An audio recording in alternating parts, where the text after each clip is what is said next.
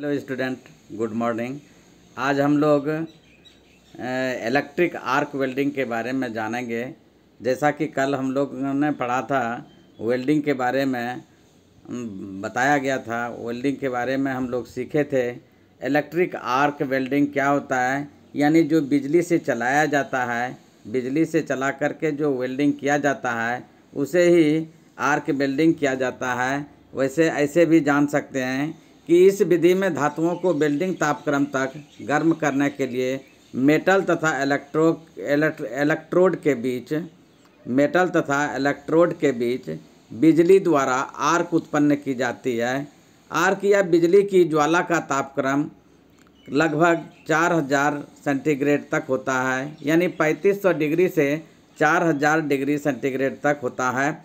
यह गर्म मेटल तथा इलेक्ट्रोड दोनों को पिघला देती है। यह गर्मी मेटल तथा इलेक्ट्रोड दोनों को पिघला देती है। दोनों पिघली हुई धातुएं परस्पर मिलकर जब ठंडी होती है तो एक पक्का जोड़ बनता है।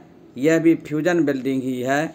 इसमें एसी और डीसी दोनों प्रकार की बिजली का उपयोग किया जा सकता है और उपयोग के अनुसार विधियों को एसी वेल्डिंग या डीसी वेल्डिंग भी कहा जाता है।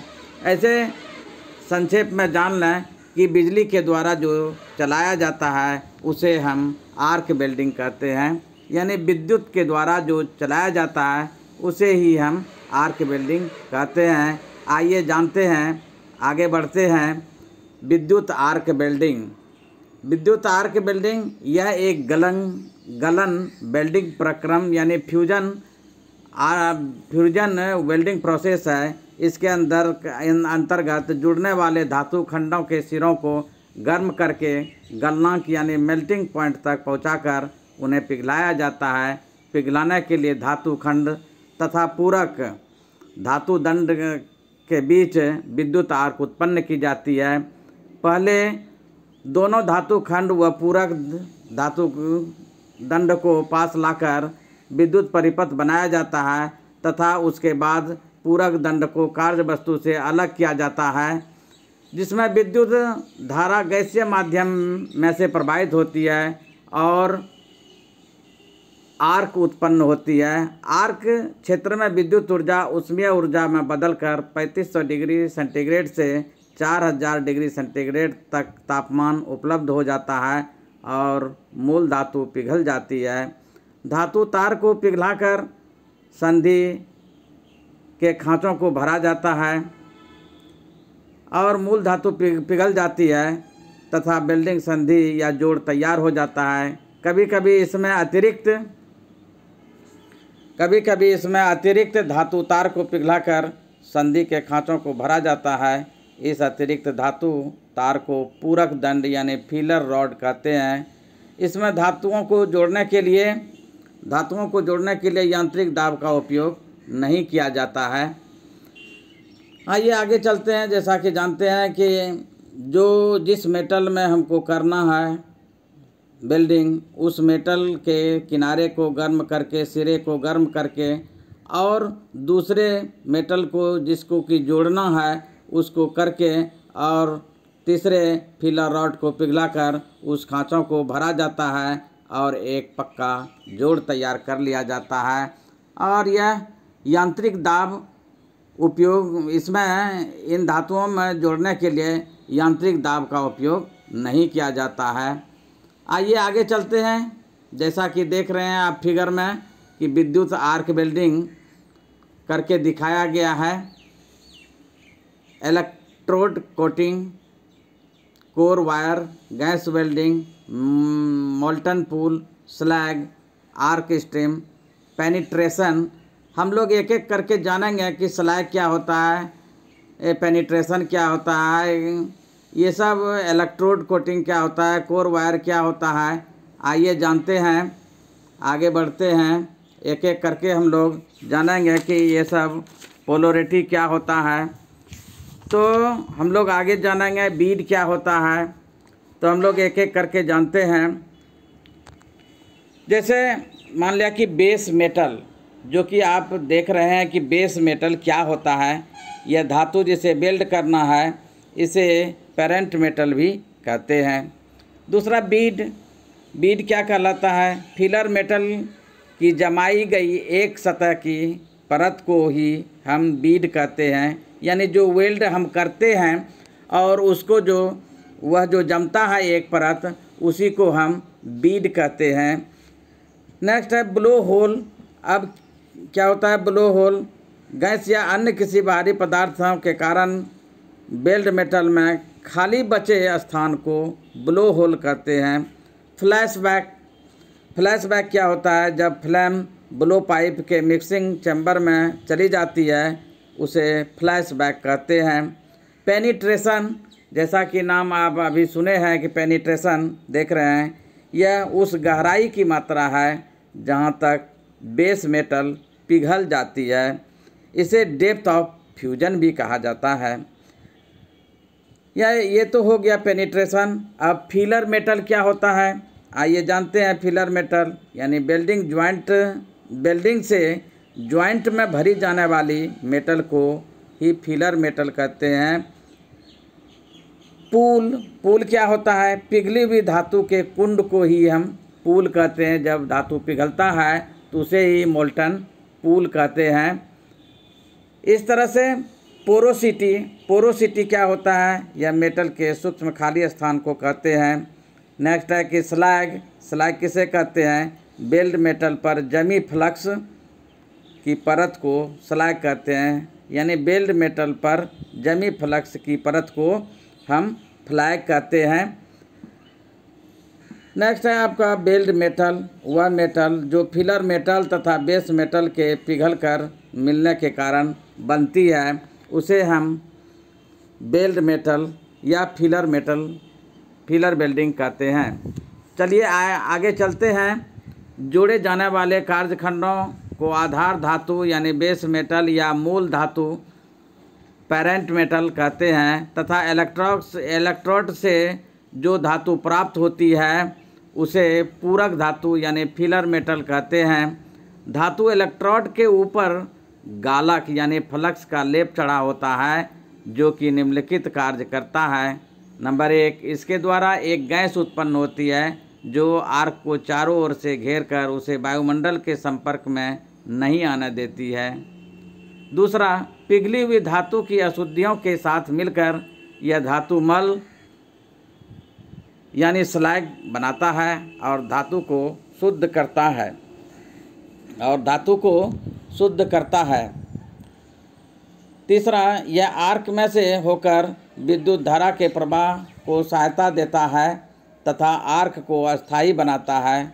चौथा, धातु मल हल्का होने के कारण धातु के ऊपर तैरता है और ठंडा होने पर वेल्ड के ऊपर इसकी परत यानी लेयर जम जाती है। पाँचवा, कभी कभी इसमें मिश्रण तत्व यानी एलॉइंग एलिमेंट भी मिलाए जाते हैं जो कि पिघले धातु में मिलकर वेल्ड के गुणों से आवश्यक परिवर्तन करते हैं। आइए आगे चलते हैं। मैनुअल आर्क वेल्डिंग के लाभ, advantage of manual arc welding. तो आइए जानते हैं। नंबर 1, छोटे छोटे कार्यों के लिए अधिक उपयोगी है, यानी आर्क वेल्डिंग जो होता है और ये छोटे छोटे कार्यों के लिए बहुत ही उपयोगी होती है। दक्ष कारीगर ही अच्छी बीड बना सकता है, यानी इसका बीड बनाने के लिए स्किल्ड कारीगर की यानी दक्ष कारीगर की ज़रूरत पड़ती है और अच्छा ही कारीगर, अनुभवी कारीगर ही अच्छा बीड बना सकता है। नंबर 3, एसी व डीसी दोनों वेल्डिंग मशीनें प्रयोग की जा सकती है। एसी और डीसी दोनों वेल्डिंग मशीनें प्रयोग की जा सकती है। नंबर 4, यह वेल्डिंग बहुत ही कम लागत में की जा सकती है। आइए आगे चलते हैं। 5वां, करंट को ज़्यादा करके हल्के व भारी कार्य आसानी से किए जा सकते हैं, यानी करंट का लो और हाई हम करके अपना अनुभव के आधार पर करंट को हाई और लो करके हम हल्के व भारी कार्य आसानी से कर सकते हैं। नंबर 6, अन्य बिल्डिंग प्रक्रियाओं की अपेक्षा यह सस्ती पड़ती है। नेक्स्ट है आर्क बिल्डिंग की उपयुक्तता के कारण। नंबर 1, उपकरणों का सेट बहुत कम स्थान घेरता है। नंबर 2, बिल्डिंग में काम आने वाला सामान सस्ता होता है।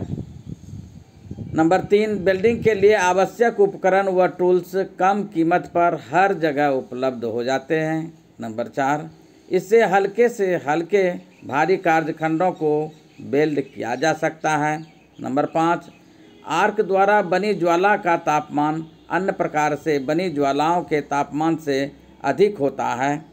नंबर 6, आर्क बिल्डिंग में कम समय खर्च होता है। नंबर 7, आर्क बिल्डिंग द्वारा सावधानी से बनाए गए जोड़ अधिक मजबूत व टिकाऊ होते हैं। नंबर 8, विद्युत यानी इलेक्ट्रिसिटी आसानी से व हर जगह से उपलब्ध हो जाती है, इसलिए आर्क बिल्डिंग करना आसान होता है। नंबर 9, इससे मरम्मत के कार्य आसानी से किए जा सकते हैं। तो ये सब था आपका आर्क बिल्डिंग की उपयुक्तता के कारण, यानी ये सब करने में सामान इसका सब सस्ता पड़ता है, हर जगह ये अवेलेबल होता है, हल्के व भारी कार्यों के लिए अच्छा है और इसको वेल्ड किया जा सकता है। आर्क द्वारा बनी ज्वाला का तापमान अन्य प्रकार से बनी ज्वालाओं के तापमान से अधिक होता है। यह मतलब अधिक मजबूत होता है, इसका वेल्डिंग बहुत अधिक मजबूत होता है और इससे मरम्मत कार्य मेंटेनेंस वर्क जो है आसानी से किया जा सकता है। आइए आगे चलते हैं। अच्छा वेल्डिंग जोड़ लगाने की विधि यानी method of using a good welding joint. अच्छा वेल्डिंग करने के लिए कौन कौन सी विधि है, क्या क्या करना पड़ता है, आइए जानते हैं। अच्छा वेल्डिंग जोड़ लगाने के लिए निम्नलिखित कार्य क्रमानुसार करें। नंबर 1, कार्यखंड को सही दिशा व जगह पर वेल्डिंग टेबल पर रखा जाता है। नंबर 2, कार्यखंड की मोटाई के अनुसार इलेक्ट्रोड का चुनाव कर इलेक्ट्रोड होल्डर में पकड़ सकते हैं। जैसा कि बताया गया है, कार्यखंड की मोटाई के अनुसार इलेक्ट्रोड का चुनाव कर इलेक्ट्रोड होल्डर में पकड़ सकते हैं। नंबर 3, इलेक्ट्रोड की साइज के अनुसार करंट व पोलरिटी नियत करें, यानी उसको कांस्टेंट करें, करंट को सही करें। नंबर 4, कार्यखंड व इलेक्ट्रोड होल्डर को इस प्रकार पकड़ें कि वेल्डिंग बीड आसानी से दिखती रहे। कार्यखंड व इलेक्ट्रोड होल्डर को इस प्रकार पकड़ें कि वेल्डिंग बीड आसानी से दिखती रहे। नंबर 5, आर्क जलाने से पहले सुरक्षा के लिए स्क्रीन, हेलमेट व एप्रन का प्रयोग करें।